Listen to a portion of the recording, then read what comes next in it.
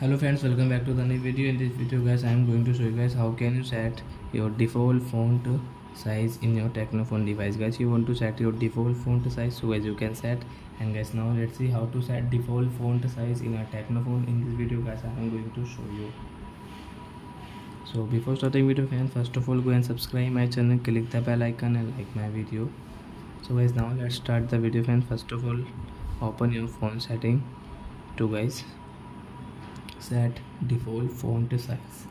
Then guys scroll and guys you can see your display and brightness settings, so guys tap here. And guys you can see your font size, so guys tap here. So as you can see there are three sizes. First guys small size guys you want to set default size, and guys large size, whereas we told like default size guys, so guys tap here.